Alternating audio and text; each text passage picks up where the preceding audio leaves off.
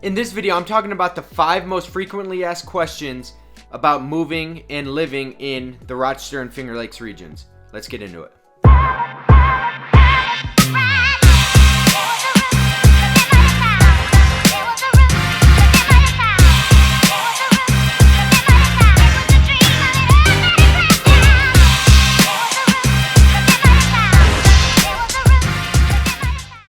What's going on, guys? Welcome to the channel, or welcome back to the channel. My name is Anthony. I'm with the American Home Team here in the Rochester and Finger Lakes regions.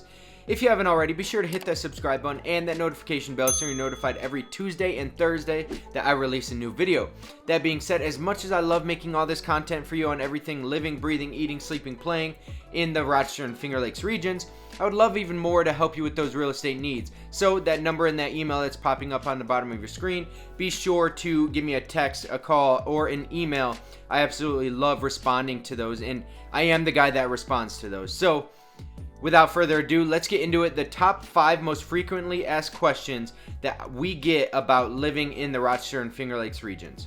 All right, rolling right into it. Number 1, I think the single most frequently asked question that we receive here as real estate agents in the area is, what is the state of the market, or what are the market conditions of real estate right now in Rochester and Finger Lakes regions? And it's never a straight answer, and so that's why I want to address it here in the first point of this video. Is real estate in the Finger Lakes and Rochester regions is very competitive. You're talking, I mean, we just got an offer accepted last night, actually, as the time of this video, that had 26 offers on it, and we went roughly $90,000 over asking price. Now, that sounds like an astronomical amount. That sounds crazy. It kind of is. But one thing to understand is that asking price is a marketing strategy. It's not what the sellers are valuing their home at. It's not actually what they're asking for their house. They're listing their house, say $149,900, with the intent of getting $200, $215, $220 for it, right? So it's just a marketing strategy to get as many living, breathing human bodies through that house as humanly possible. And what that does is that pits competition up against each other. So buyers will then go in and they start competing. They start doing escalation clauses saying, I will beat the next highest offer by $2,000, $3,000, $5,000, $10,000 in order to get this house, up to a max escalation amount. So say up to $245,000, right? So I'll go $5,000 over the next highest offer, up to a max amount of $245,000. And what that does basically for a buyer is, it's an advantage for the buyer because you have the opportunity to beat the next highest offer, but you're not going so far over the next highest offer where you're just completely, it's not like the second highest offer is $150,000 and you're going $200,000 when you could have got that house at $255,000 or, you know, $260,000 or whatever, right? So you're not completely pricing yourself out of the house at that point, but you are offering just enough to be more competitive than that last highest offer. So right now in the Rochester and Finger Lakes regions, we're in a huge supply and demand kind of imbalance, right? There's huge demand for property out here, but there's not enough supply. So that just creates a ton of competition, right? Think economics. It's just supply and demand. That's all it is. So when you have 3 houses on the market, but you have 100 buyers, you have all of those 100 buyers competing for the same 3 houses.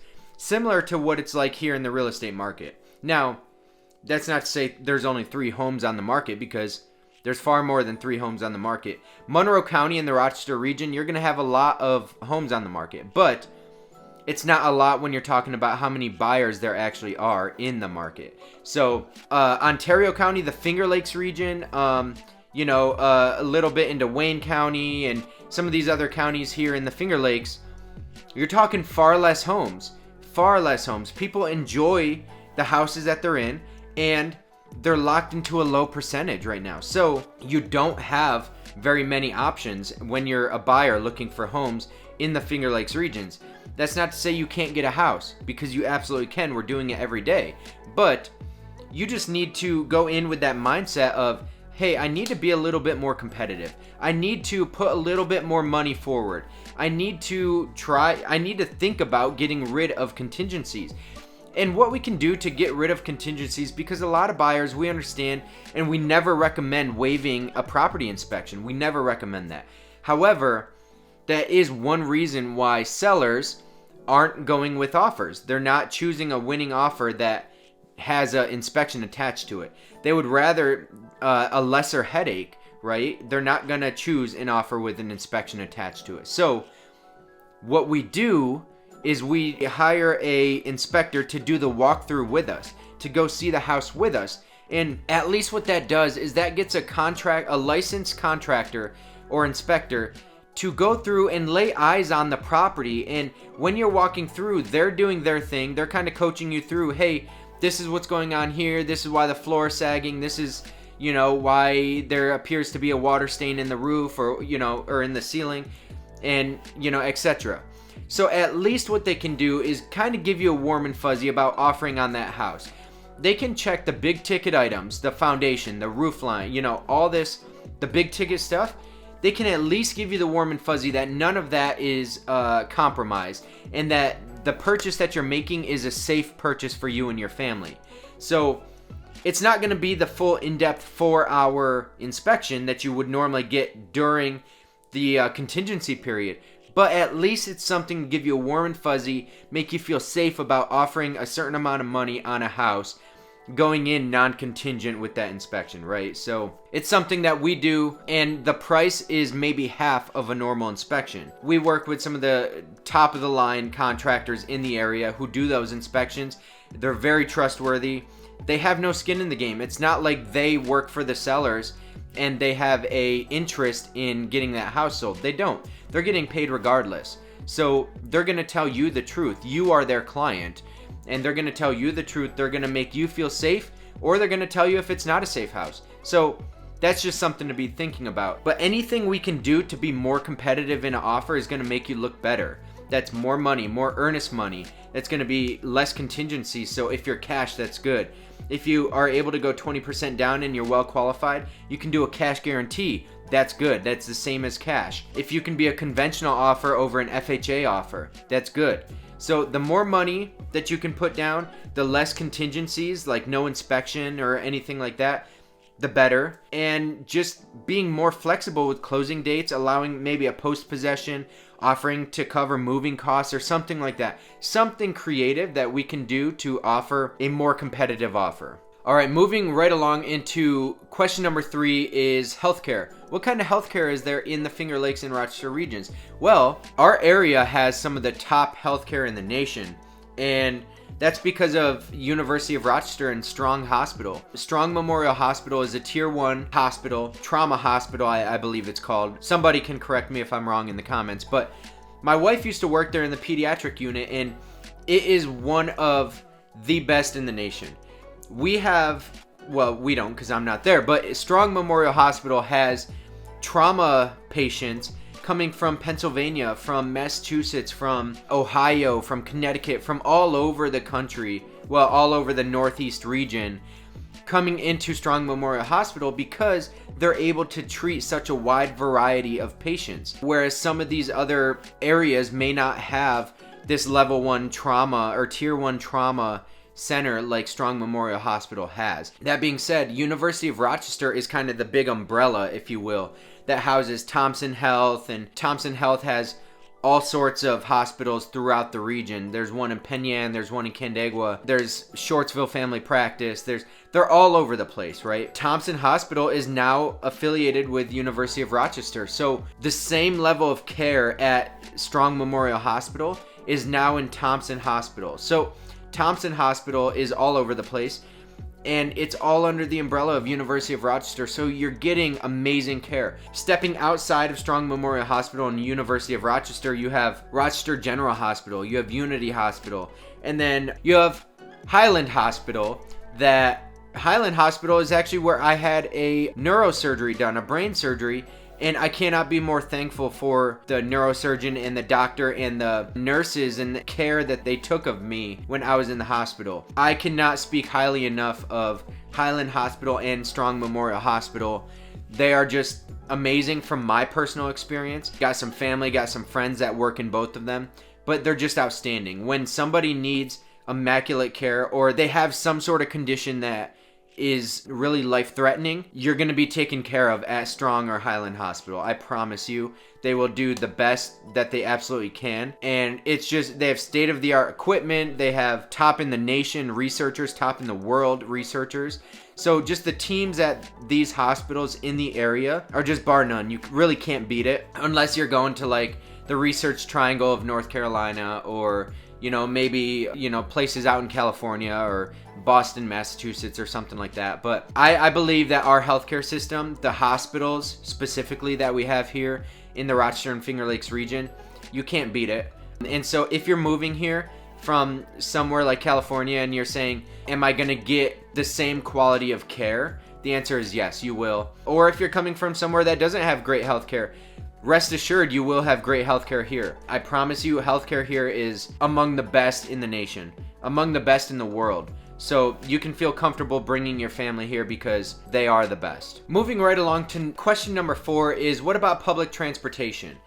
Some people might be moving here from a big city like New York City or, Boston or something, where maybe they take the train everywhere that they go, or they have a bus that takes them anywhere that they need to go. We really don't have that. Within Rochester City proper, you have a bus system that goes within the city. You do have a train system that will take you out to like Albany or Syracuse or, some of these other places, but you really don't have a ton of public transport options as far as like buses and stuff like that goes. You do, of course, have Uber and Lyft. So Uber and Lyft are plentiful within Rochester and within the Finger Lakes. And you'll always have a ride option, if you will. But if you're doing that every time you need to get to work or something like that, you're probably going to run out of money pretty quickly because it can get expensive. Now, the bus within Rochester City is only $1, I believe it is. So every time you hop on the bus, it's $1. So anywhere that you need to go within the city, it's $1. So pretty inexpensive there. So if you live inner city, like in the city, then you're going to be okay. But if you don't and you live in the Finger Lakes region, really your options are like a taxi cab, which don't really have many taxis anymore with the, Lyft and Uber coming up. But you do have Lyft and Uber that basically act as a taxi. So you do have those options, but you won't have the public transportation that you're going to see in most big cities. We just don't really have it here. And so that's something to be cognizant of. If you're moving to the area, it'd probably be recommended that you have a car, a vehicle of some sort that is reliable. Because, again, public transportation is just not very plentiful here. And, it's just not great conditions if you do have to ride the bus or the train or, whatever. So just keep that in mind. That's food for thought, but that is a common question that we get. All right, and last but not least, the number 5 most frequently asked question that we get here in the Finger Lakes and Rochester region is talking about seasonality. And everybody knows, anyone that lives here in this area, one thing that they love about this area is that we do have all 4 seasons. And so the question then comes up, mainly from people moving from the south or maybe out west like California or something where they don't have seasons, is how do the seasons affect your daily life in the area? And the answer to that, honestly, is not much. It really doesn't. Like, it's going to impact what you wear outside. That's really it. It might impact the tires that you have on your car. Meaning, if it's, wintertime, you either get snow tires or you get all-season tires. So, like, that is the extent of it, really. And obviously, in the wintertime, you want a coat. Our fall and springtime, you're going to want hoodies. So it's not shorts all year round, although my father-in-law is one of those, he's wearing gym shorts literally every day of the year. Every day of the year. He doesn't like pants for some reason, feels constricted or something. It's weird, but there are those people that wear shorts every day of the year, and they're just kind of like the weirdos like that, right? But you certainly want pants, you certainly want boots, you certainly want a nice snow jacket or winter jacket, and you'll probably want like a windbreaker or a rain jacket, and then some hats and gloves. So it really doesn't affect life too much. When you're driving, like I said, with the snow tires or all season tires, you just have to be cognizant of the road conditions. Most of the time, we're not getting feet of snow on the road. In those conditions, you might be able to call into work and say, hey, I'm going to be a little bit late. I need to take my time getting into work. Or you just leave early, right? But the plows are pretty good here. Plows, you know, on days that we do get heavy snows, the plows do a good job. For the most part, they salt the roads pretty well, you know, and they say sensible salting requires sensible driving, and that's true. You have to be a smart driver when you're driving out here in these conditions. It's just fact of the matter. So if you're unskilled in driving in the winter, you might want to practice around your, you know, when you move here, drive around your neighborhood a little bit, get used to turning, get used to just driving in the snow, because it's different. It's more slick. It's, you know, a little bit more dangerous, but it really doesn't impact your daily life very much. Again, just what you wear and how you go about things might change a little bit, but that's about it. Mainly all of our activities that we have are still open in the wintertime, besides like the water park, obviously, or the amusement park, just because who wants to go to an amusement park or a water park in the wintertime? But in the absence of those two things, you have the mountains. So you have the ski resorts. You have all sorts of sledding hills. And then in the fall and springtime, you've got all the colors changing, and you have the trees and nice weather, and just fall and springtime is really cool in this area. Again, though, seasonality is a big reason why the Finger Lakes and Rochester regions are so desirable. It just creates a beautiful aesthetic when you move here. And if the seasonality really did impact daily life, people probably wouldn't be here and love it as much. You know, out in the Buffalo region, it's going to impact your life a little bit more because you're getting heavier snow. Whereas here, you don't get that snow as heavy. You're not getting 4, 5, 6 feet like they did this past year in Buffalo. So barring any major storm once or twice winter season, it's not impacting you much. We don't get hurricanes. We don't get tornadoes. We don't get earthquakes. We don't get any of those major natural disasters. So you're really good to go do whatever. And as long as you look at the forecast and you, hey, it's 40 degrees outside, I might want a hoodie. You know, or hey, there's rain in the forecast, I might want a raincoat or something like that. Or there's snow out. You know, maybe I bring an extra blanket in my car just in case I get stuck. Or, you know, make sure I have my snow tires on the car, or make sure I have a coat and a hat. Just preparedness really helps, but otherwise it does not impact your daily life a whole lot. So those are the 5 most frequently asked questions about living in and moving to the Rochester and Finger Lakes regions.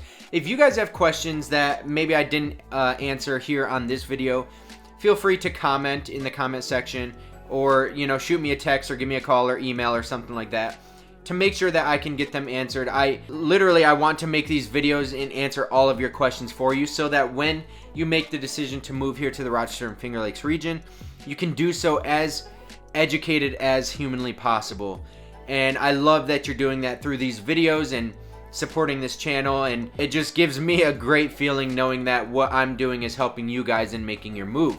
So that being said, you know, as much as I love making these videos, I would love even more to help you with all those real estate needs here moving in to the Finger Lakes and Rochester region. So whether that's in 9 days or 90 days, be sure to reach out. That information that's on the screen, I am the guy that answers those calls, texts, and emails. And if you haven't already, be sure to hit that subscribe button and that notification bell so you're notified every Tuesday and Thursday that I release a new video. That being said, until the next video, guys, we'll see ya.